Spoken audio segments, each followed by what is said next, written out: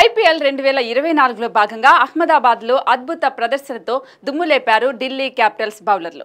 ఆది నుంచి గుజరాత్ టైటాన్స్ బ్యాటర్లకు చుక్కలు చూపిస్తూ ఏ దశలోనూ కోలుకోకుండా చేశారు. Delhi veteran pacer Ishant Sharma, Shubman Gill wicket తీసి టైటాన్స్ బ్యాటింగ్ ఆర్డర్ పతనాన్ని మొదలుపెట్టారు. ముఖేష్ కుమార్, వృద్ధిమాన్ సహా వికెట్ పడగొట్టాడు. ఇక సుమిత్ కుమార్ అద్భుత రీతిలో సాయి సుదర్శన్ ను రన్అట్ చేయగా ఇషాంత్ మరోసారి మ్యాజిక్ చేసి డేవిడ్ మిల్లర్ ను పెవిలియన్ కు పంపాడు. ఆ తర్వాత రంగంలోకి దిగిన స్ట్రిటన్ స్టబ్స్, అభినవ్ మనోహర్, షారుఖ్ ఖాన్ వికెట్లు తీసి టైటాన్స్ ను మరింత కష్టాల్లోకి నెట్టాడు.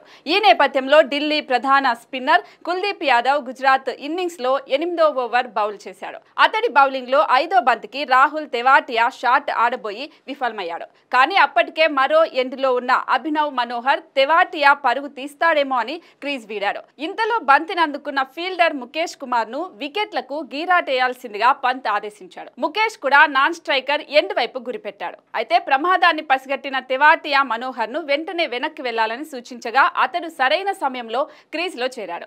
మరోవైపు ముఖేష్ విసిరిన బంతి ఓవర్ త్రో అయింది. దీంతో ఆగ్రహానికి గురైన కుల్దీప్ యాదవ్ ముఖేష్ కుమార్ ను నీకేమైనా పిచ్చి పట్టిందా అంటూ ఫైర్ అయ్యాడు. ఇంతలో పంత్ జోక్యం చేసుకుని కోపం వద్దు కుల్దీప్ ను హత్తుకొని మరీ సముదాయించాడు.